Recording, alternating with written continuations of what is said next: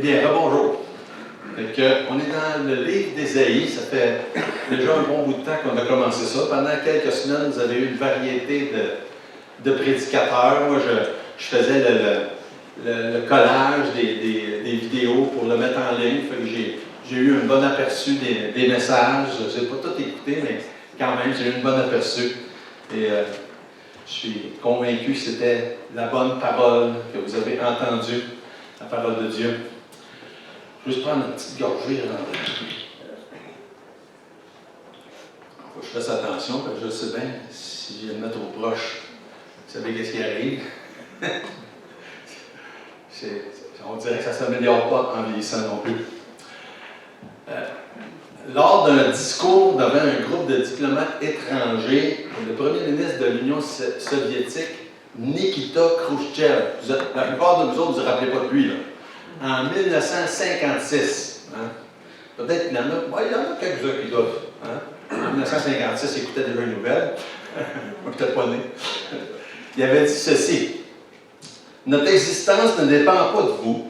Si vous ne nous aimez pas, n'acceptez pas notre invitation et invitez-nous pas non plus. Que vous le vouliez ou non, l'histoire est sur notre bord. Nous allons vous enterrer. C'est une belle chose à dire à un groupe de diplomates. Mais si vous connaissez un petit peu l'histoire, disons que Khrouchtchev, c'était pas le gars le plus raffiné. Et avec une citation comme ça, on peut juste en déduire ça de toute façon. Ça avait provoqué toute une réaction sur le moment même. Des représentants d'une douzaine de pays différents avaient quitté la salle, ainsi que celui d'Israël. Et puis, dans les journées qui ont suivi, c'était tout, partout dans le monde, les journaux parlaient que de ça, parce que les gens avaient pris ça comme une menace nucléaire. Parce que, vous savez, à partir de ces années-là, aller jusqu'à dans les années 80, à la fin du régime soviétique, ce qu'on appelle la guerre froide, la chose que les gens craignaient le plus à l'époque, c'était la guerre nucléaire. C'était quelque chose qui était omniprésent dans la pensée des gens, puis les gens avaient peur de ça. Et pendant toutes les années que la guerre froide a duré jusqu'au temps que l'Union soviétique tombe en 1989, que le mur de Berlin soit détruit, c'était quelque chose dont on entendait parler beaucoup. Puis là, il y avait cette espèce de guerre là, entre l'Union soviétique et les États-Unis. Qui sait qu'il allait avoir le plus d'armes nucléaires? C'était pas reposant comme idée quand on y pense. Mais à un moment donné, ça l'a pris fin. Mais depuis, les choses ont bien changé, évidemment. La pensée des gens, c'est pas la guerre nucléaire. Probablement que qu'est-ce que les gens craignent le plus de nos jours, c'est le réchauffement de la planète. On en entend beaucoup parler. Ça, c'est aller jusqu'à avant le mois de mars. Parce que là, depuis le mois de mars, évidemment, partout dans le monde, qu'est-ce qu'on entend parler le plus? C'est le COVID-19, c'est la pandémie, etc. Mais c'est juste des exemples pour nous montrer que depuis toujours, hein, là j'ai pris juste des exemples de les 75, 80 dernières années, depuis toujours, les gens ont certaines craintes, que ce soit une chose ou que ce soit l'autre, et les gens craignent quelque chose. Mais en réalité, tout ce que les gens ont besoin, c'est de placer leur foi, leur confiance en Jésus. Et même si ces craintes-là existent et existeront jusqu'au temps que ce monde-ci soit terminé, on peut avoir la paix, la tranquillité. Et tant que le monde qu'on connaît existe, il va en avoir des craintes. Et en tant qu'enfant de Dieu, on a été, pas on a, mais les chrétiens, au travers des siècles, ont été soumis à toutes sortes de situations difficiles, puis même plus difficiles que qu'est-ce qui se vit encore aujourd'hui. Et c'est seulement qu'à cause de la foi qu'on a en Dieu qu'on passe au travers. Et on a encore la même foi que les gens avaient autrefois. Et quand on lit le livre d'Ésaïe, là on est rendu au chapitre 13 en passant, pour ceux qui, je ne l'avais pas dit encore, excusez. Quand on lit le livre d'Ésaïe, Ésaïe nous montre un contexte qui est bien différent du nôtre. Mais lui aussi faisait face à toutes sortes de situations difficiles. Et les gens de son époque avaient toutes sortes de craintes. Et ce qui est intéressant, pour reprendre la citation de Khrouchtchev d'il y a 80, presque 80 ans, c'est que Khrouchtchev a démontré quelque chose qu'on voit à l'époque d'Ésaïe et qu'on voit dans toutes les époques. Il se pensait quelqu'un. Puis quand il a dit aux autres, ben, on va vous enterrer, lui dans sa tête, ça veut dire, le régime soviétique va rester, puis le capitalisme va être détruit. C'est ça qu'il est en train de dire. Khrouchtchev est mort depuis longtemps. Et puis l'Union soviétique aussi, malgré que Poutine aimerait bien la revoir, l'Union soviétique n'existe plus non plus. Fait on est en train de voir que, au temps d'Ésaïe, il y avait des gens comme ça qui auraient bien voulu prendre le contrôle, puis se pensaient quelqu'un.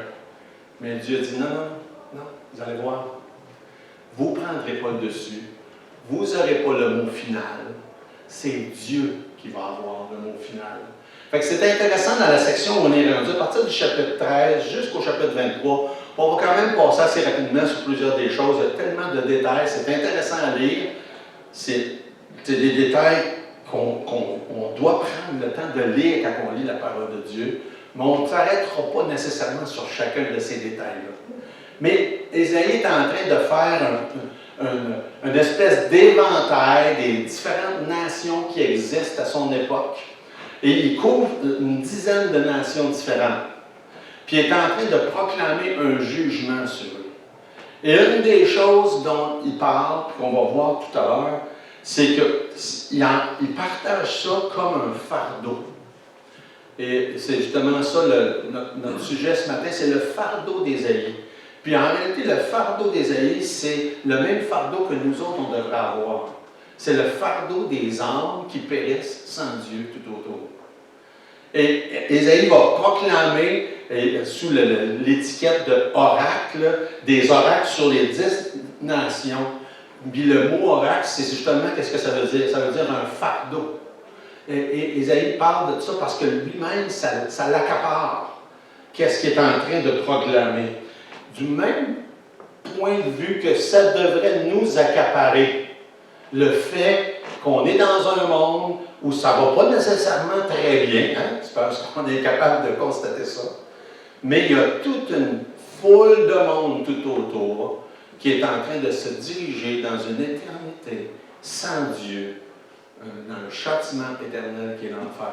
Et ça devrait être un fardeau, jour après jour, de vouloir partager la parole de Dieu avec tout le monde qui nous entoure. On va prier. Seigneur notre Dieu, on est devant toi, on est reconnaissant pour l'opportunité qu'on a de pouvoir ouvrir ta parole, de pouvoir constater qu'il y avait tellement de ces choses-là qui ont été mentionnées d'avance dans les Écritures, puis tu as choisi de nous les révéler à chacun de tes enfants. Merci Seigneur qu'on peut l'ouvrir et y voir dans ce beau livre l'histoire dévoilée d'avance des centaines d'années avant qu'elle se produise. Et aujourd'hui, on sait que bientôt, on ne sait pas quand, bientôt tu vas venir accomplir le reste de cette histoire-là.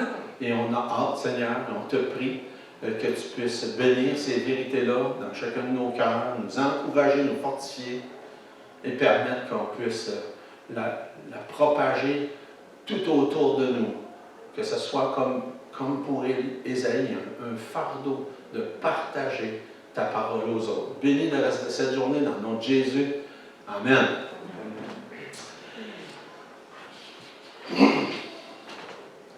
Le monde, dans les derniers mois, a connu des changements à une vitesse que on n'aurait jamais pu imaginer.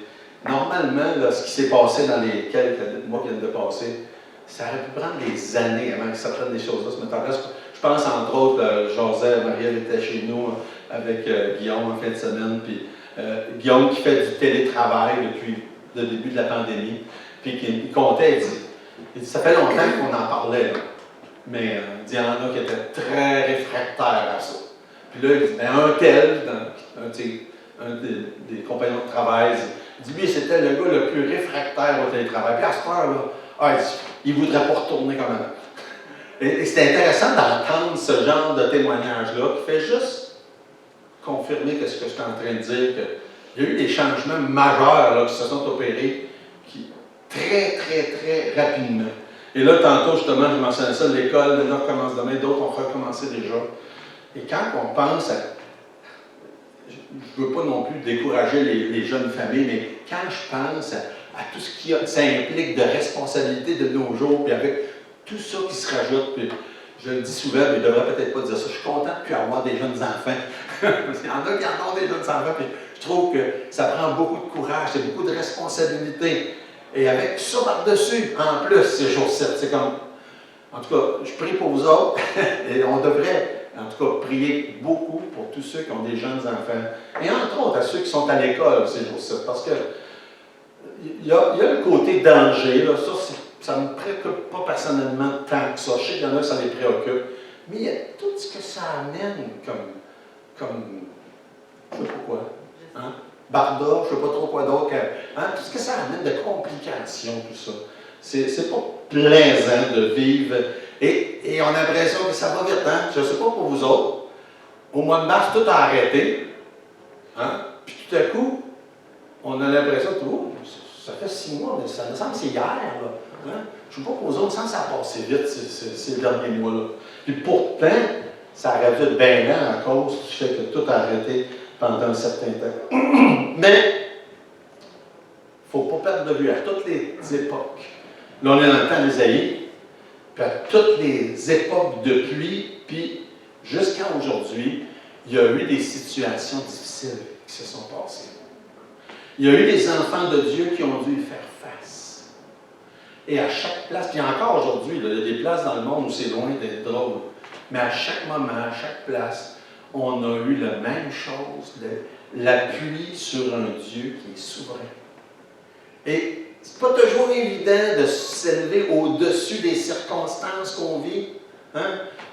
Plusieurs ici ont différentes circonstances, puis c'est pas toujours évident à tous les jours, ou même des fois plusieurs fois par jour, de s'élever au-dessus des circonstances qu'on vit, puis se rappeler, c'est vrai, mon Dieu est souverain. Ce que je suis en train de vivre dans le moment, il est très au courant. Il est en plus au contrôle. Et de se souvenir de ça régulièrement.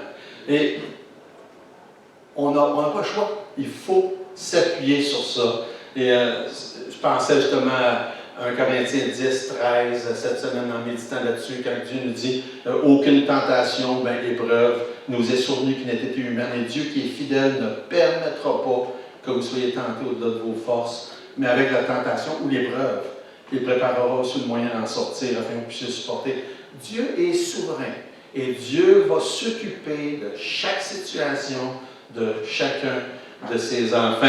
Fait que c'est bon de se rappeler de ça, puis à mesure qu'on avance dans Ésaïe, puis qu'on voit comment Ésaïe présente tout ce qui s'en vient sur les nations environnantes, puis dans les nations environnantes, il inclut aussi Juda, il inclut aussi Samarie, donc il inclut une partie du peuple de Dieu aussi, qui vont avoir expérimenté la main de Dieu sur eux.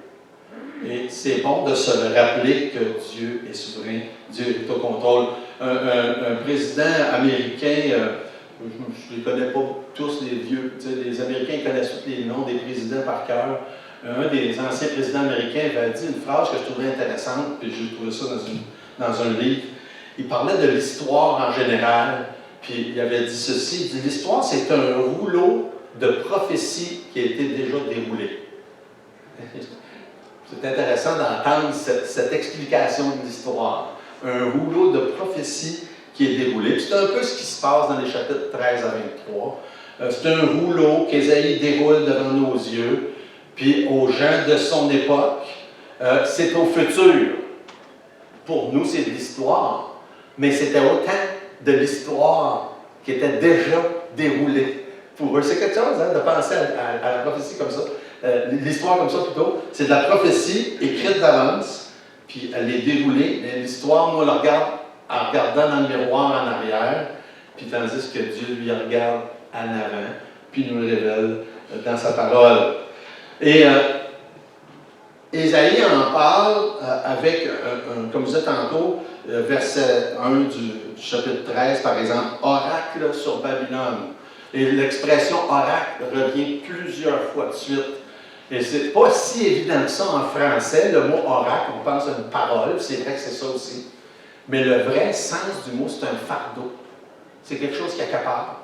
C'est pas juste n'importe quelle sorte de parole. C'est une parole de jugement. C'est une parole qui est pesante à délivrer pour Ésaïe. Et c'est le même genre de parole que vous et moi, on a à délivrer aux gens autour. C'est quelque chose de penser et d'amener à quelqu'un puis de proclamer un message qui est un message de jugement puis de condamnation. Mais c'est la réalité. C'est la réalité que sans Christ, c'est ça qui se passe. C'est un message de jugement et de condamnation. Et par exemple, Nebuchadnezzar, comme beaucoup d'autres, ont dû apprendre que ce n'est pas eux autres qui mènent. Hein? Et on a pris l'exemple de Nikita Khrouchtchev tantôt, puis on aurait pu prendre n'importe quel autre chef d'État, puis chef roi, ou un président, ou premier ministre. Il y en a qui pensent que c'est vraiment eux qui l'ont l'affaire. Nebuchadnezzar était un de ces personnages-là. Et Belshazzar, son fils, la même chose. Et les deux, Dieu leur a donné des leçons assez importantes pour qu'ils se rappellent, non, c'est pas moi qui mène, c'est pas moi qui est au contrôle. Et si vous regardez par exemple dans Daniel au chapitre 4, il y a une phrase vraiment clé, importante pour Nebuchadnezzar, lorsque Dieu se dit, on te chassera du milieu des hommes, tu auras ta demeure avec les bêtes des champs, on te donnera comme au bœuf de l'herbe à manger, tu seras trempé de rosée du ciel, et 7 ans passeront sur toi pendant 17 ans. Puis là, le dernier bout de phrase dans Daniel 4, 25, ça dit « Jusqu'à ce que tu saches que le Très-Haut domine sur le règne des hommes et qu'il te donne, et qu'il le donne à qui il lui plaît. » Il dit, Nebuchadnezzar devait apprendre ça.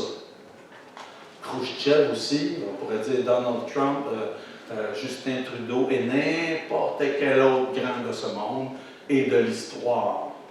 C'est pas toi qui mènes. Pense-toi pas trop bon. Vous savez, mais c'est pas juste pour les dirigeants d'État, ça. C'est pour chacun de nous, c'est pour chaque individu. Mais Dieu a pris ces personnages-là en exemple pour nous donner ça à nous comme exemple. Pense pas que c'est toi qui es au contrôle, pense-toi pas très bon. Et quand il arrive toutes sortes de situations compliquées et difficiles, ben c'est toujours le même but. Dieu veut nous rappeler ça. Dieu veut nous ramener à ce point-là. Hey, tu as besoin de moi dans ta vie. Tu n'es pas capable tout seul. Tu n'es pas capable tout seul. Je pensais à ça justement ces jours-ci, en revenant de vacances. J'ai pris 3 semaines de vacances, ça faisait plusieurs années, là, quelques années avant que mes enfants soient au cégep. Puis, en tout cas, je prenais 3 semaines de suite l'été. Finalement, ben, on n'avait pas assez de temps entre les camps puis le cégep. Puis on avait réduit ça à 2 semaines, on prenait d'autres semaines à d'autres moments donnés. Mais tout ça pour dire qu'après 3 semaines, ça aide plus à déconnecter. Et à vraiment là, avoir une vacance où on se repose. Puis ça m'a fait du bien.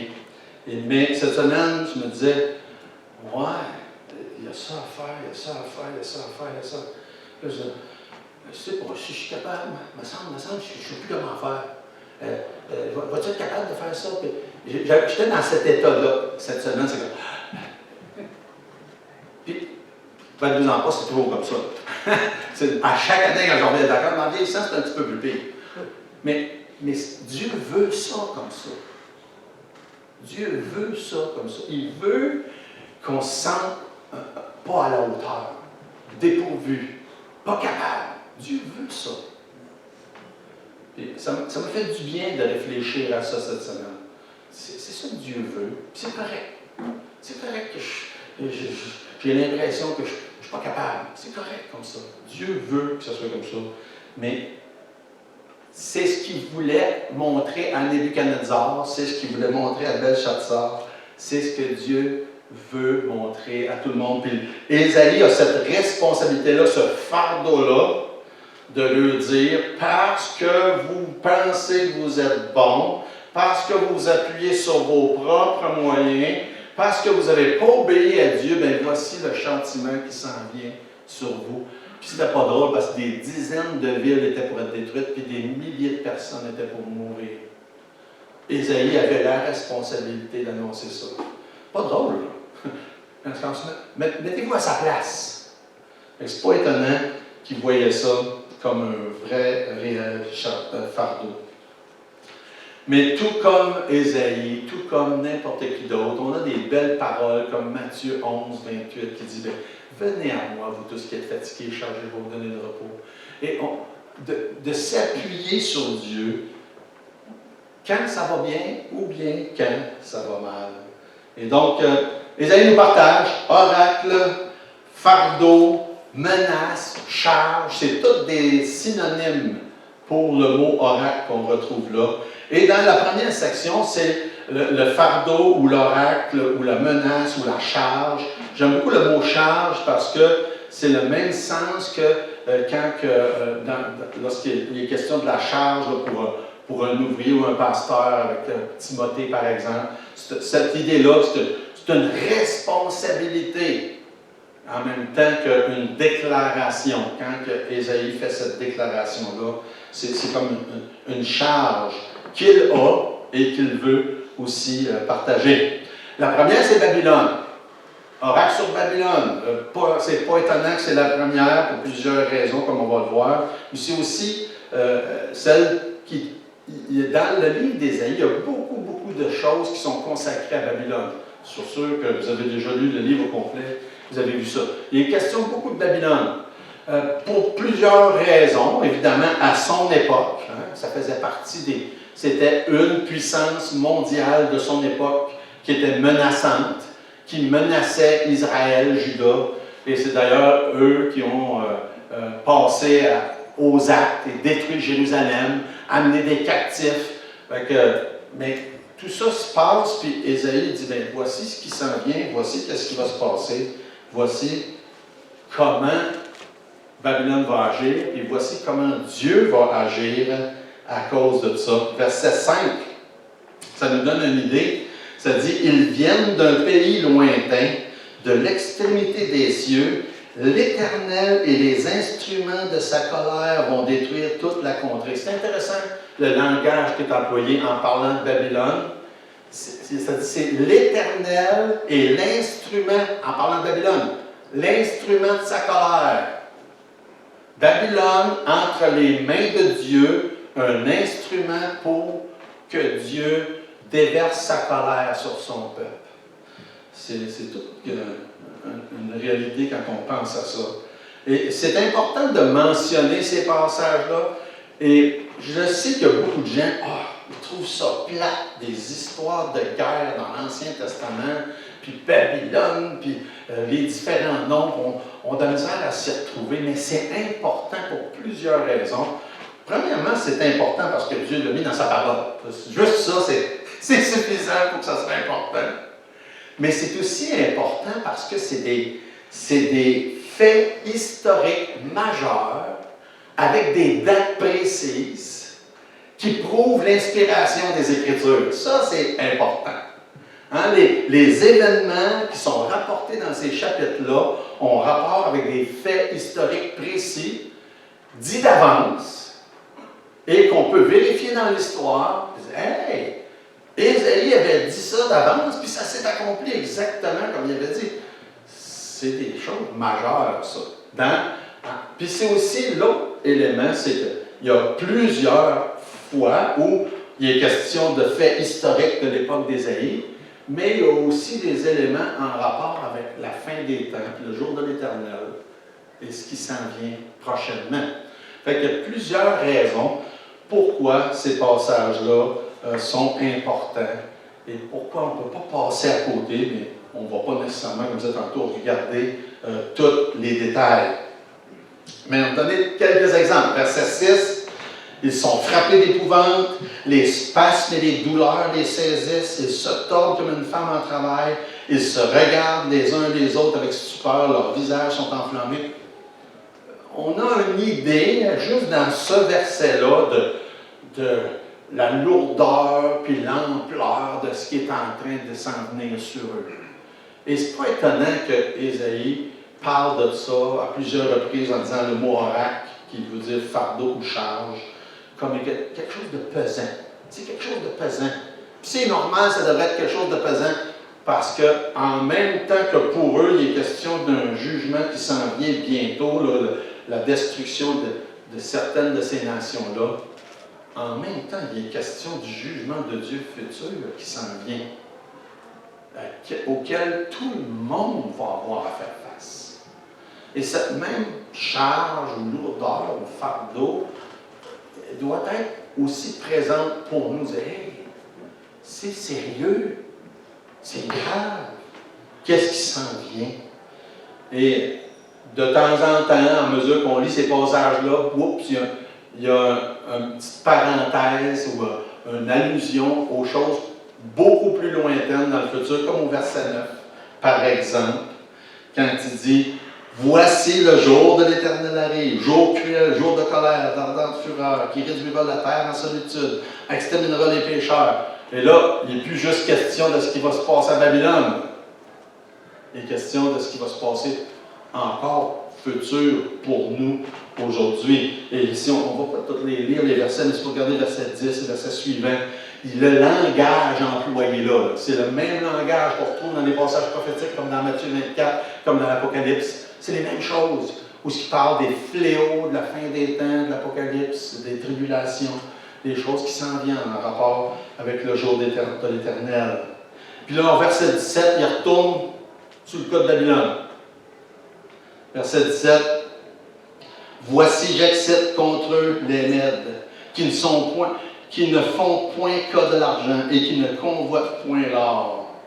J'excite contre eux les Mèdes. Ça aussi, c'est des choses intéressantes pour ceux qui s'intéressent à l'histoire, évidemment, parce que Babylone était la grande puissance qui a détruit Jérusalem puis qui a emmené les captifs dans leur pays. Mais pas longtemps après ça, c'est eux qui se sont fait avoir par les Mèdes, associés avec les Perses. Et tout ça, c'était prédit d'avance par Ésaïe. Et dans certains cas, des centaines d'années d'avance. Et on lit ces choses-là, pour eux, c'est encore au futur, puis pour nous, c'est de l'histoire, c'est juste que c'est de l'histoire qui avait été écrite d'avance. Et donc, les Mèdes, avec les Perses, entre autres, vous savez, c'est encore le territoire de l'Iran, par exemple, ça c'est la Perse. Tandis que Babylone, c'est l'Irak. Ça nous aide des fois de se situer là.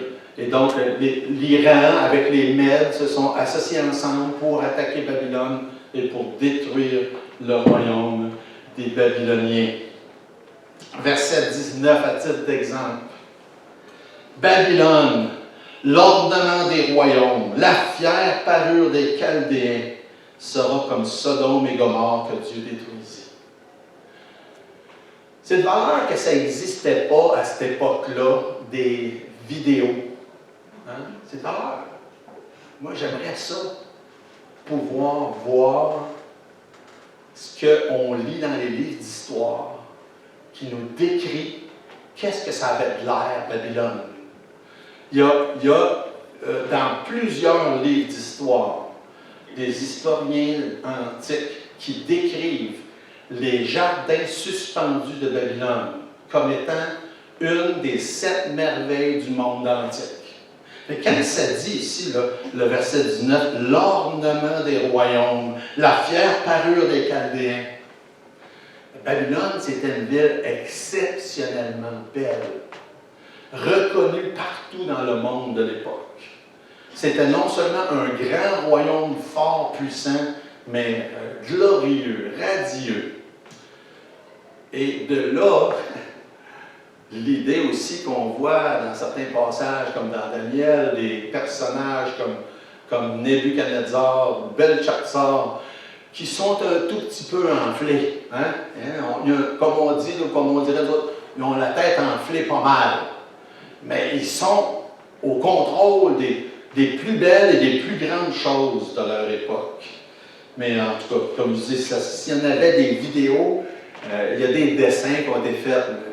Si vous prenez quelques minutes à fouiller un peu l'Internet, vous allez voir des dessins de ce que les gens ont imaginé qu'elle pouvait avoir de l'air, les jardins suspendus de Babylone, qui étaient considérés comme une des 7 merveilles du monde antique.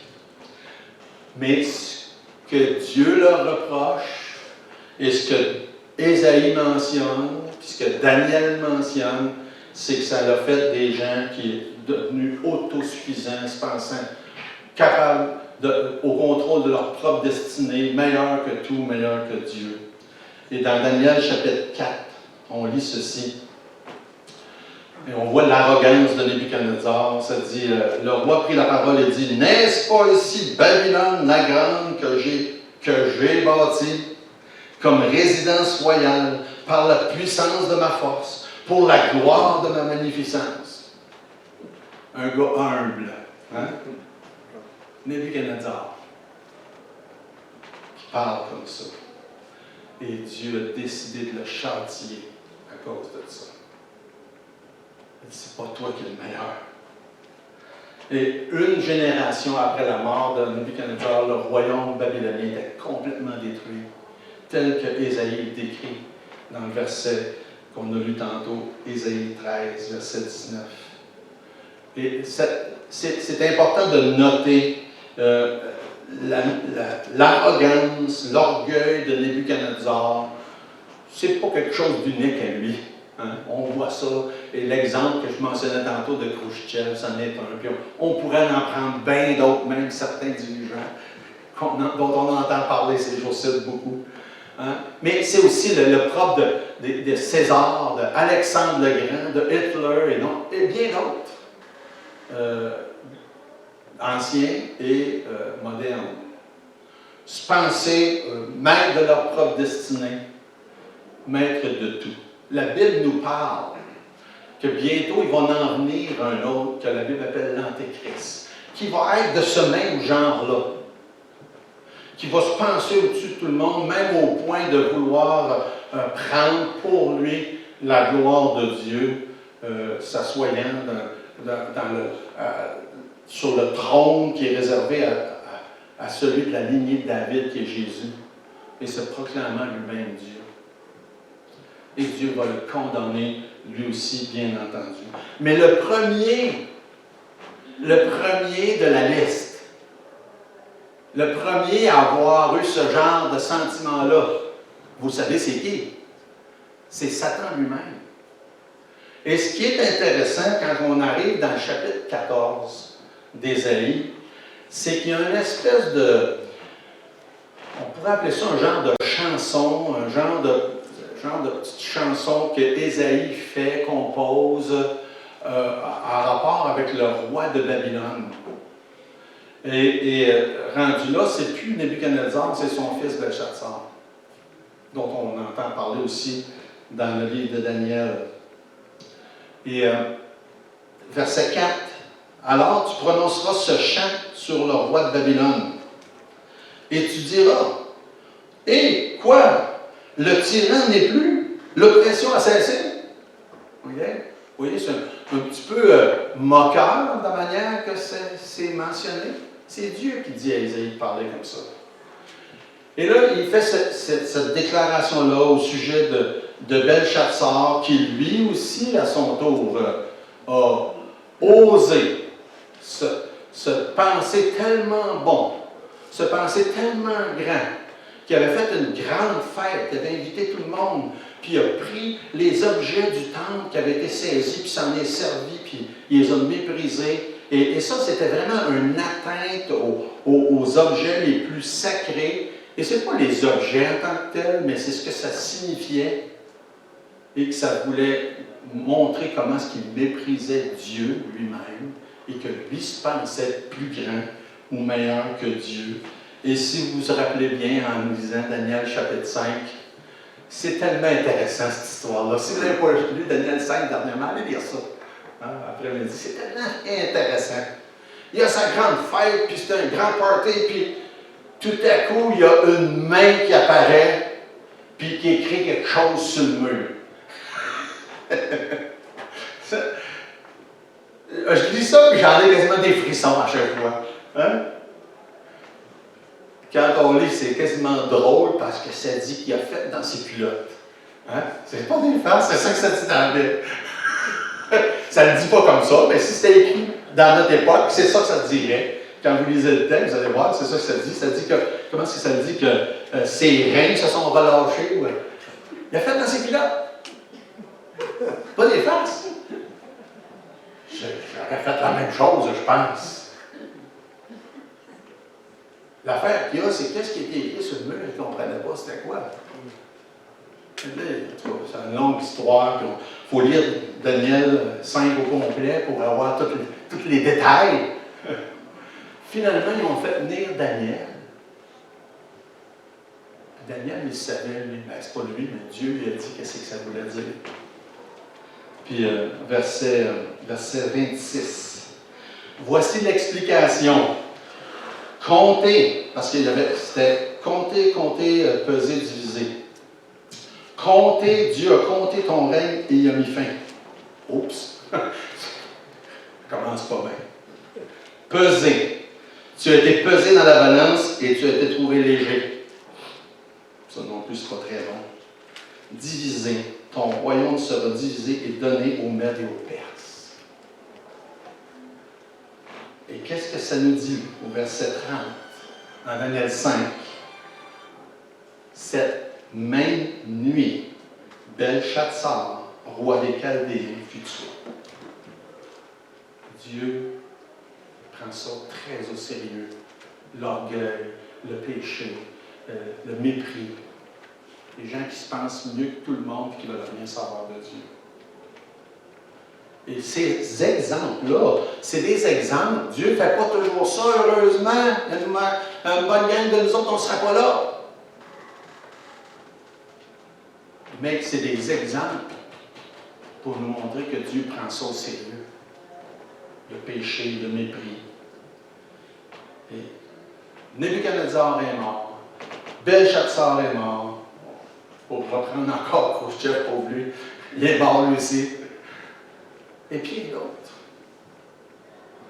Et tant de gens meurent se pensant bon, se pensant capables.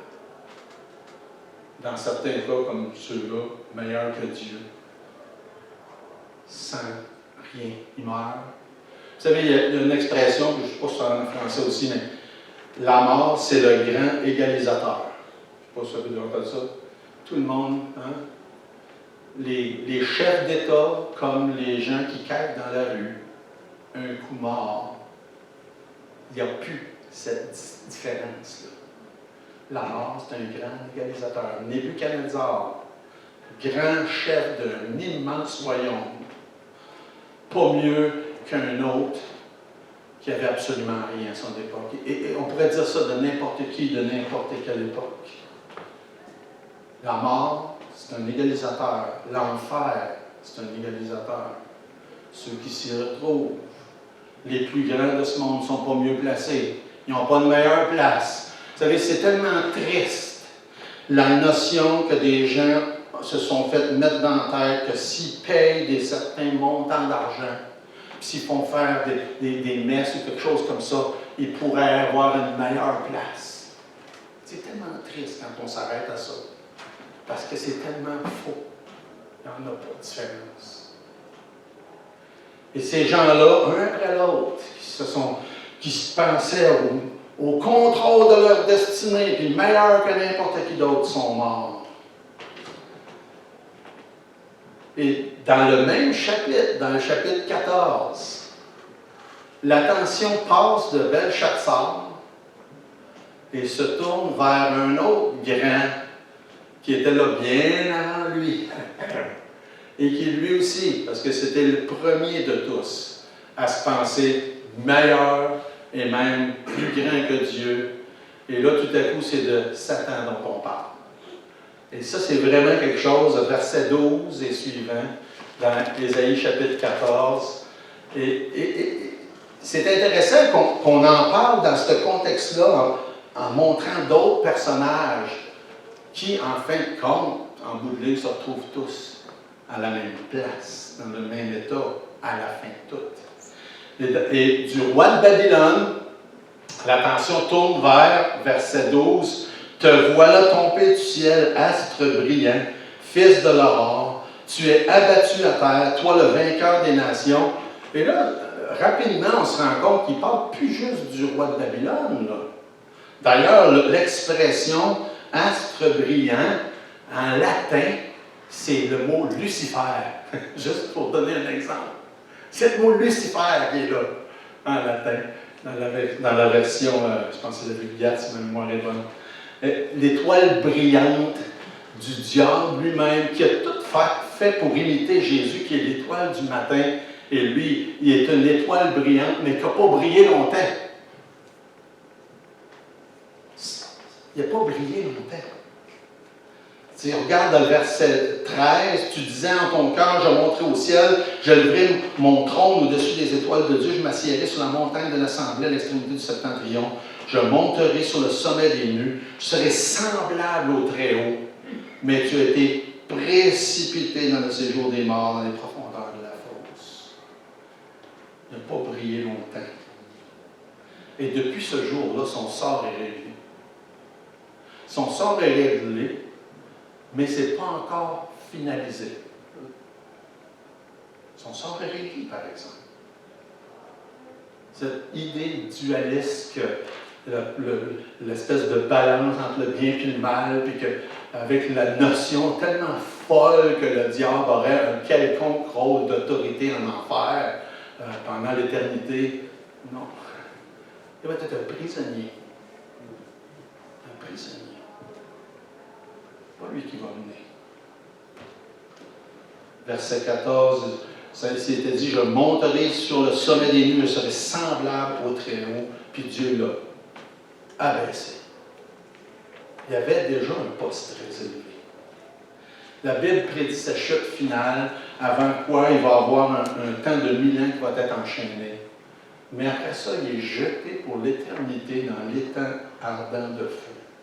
Et c'est intéressant que ça se retrouve au beau milieu de tous ces oracles-là, plus dans le début que le milieu, mais parmi les oracles sur toutes les différentes nations, il y en a 10, il y en a juste une qu'on a faite ce matin, et que Dieu dit, voici, vous vous êtes pensé tellement bon, tellement capable, mais ça ne marchera pas. C'est pas comme ça que ça marche avec Dieu. Le diable va être jugé.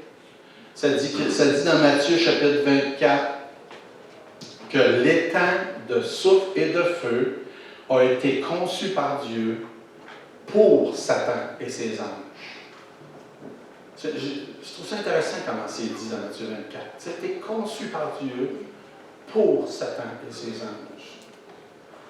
Et seulement ceux qui vont suivre la rébellion du diable, ne pas vouloir de Dieu dans leur vie, ne pas croire dans le message si beau, si clair de l'Évangile, vont s'y retrouver avec lui. C'est ce que ça dit dans Matthieu 24, verset 41. Ce lieu-là a été préparé pour Satan et ses anges. Fait qu'Ésaïe parle de toutes ces choses-là avec un sens très présent de fardeau, à cause que c'est lourd qu'est-ce qu'il y a à partager. Et c'est la même chose pour nous autres. Ça devrait être la même chose. C'est un fardeau. Un fardeau réel. Les gens qu'on côtoie, qu'on croise, qu'on rencontre, nos parents, nos amis, nos voisins, sont voués à la condamnation et au châtiment s'ils ne placent pas leur foi en Jésus. Ils ont besoin du Seigneur. Et ça devrait être un fardeau constant pour nous de vouloir leur partager, leur apporter ce que quelqu'un d'autre un jour nous a apporté. Le fardeau, le même fardeau d'Ésaïe, le même fardeau que tous devraient avoir jusqu'au temps que Dieu choisisse de venir mettre un terme et qu'il dise, c'est fini, il n'y en aura plus. Je viens vous chercher, c'est la fin. Et en attendant, profitons de toutes les occasions qu'on a pour partager ce beau et grand fardeau-là, que les gens ont besoin du Seigneur, du salut, par la foi en Jésus. Prions. Seigneur notre Dieu, merci. Merci pour le fardeau d'Ésaïe, qui est aussi notre fardeau. Merci pour ta parole, merci pour le privilège de te connaître. On voudrait te prier, Seigneur, je pense aux nôtres, notre famille, mes sœurs, mes beaux-frères, ma mère, mes neveux, nièces, mes enfants, petits-enfants, et tous ceux qui sont ici, on en a, dans nos familles, des gens qui, comme Nebuchadnezzar, ou Belshazzar, ou nombreux autres, vont se retrouver sans Dieu un jour condamnés s'ils n'ont pas placé leur foi en Jésus. Bénis, Seigneur, le message, l'Évangile, la proclamation et que des âmes puissent être sauvées. Dans le nom de Jésus, je te prie.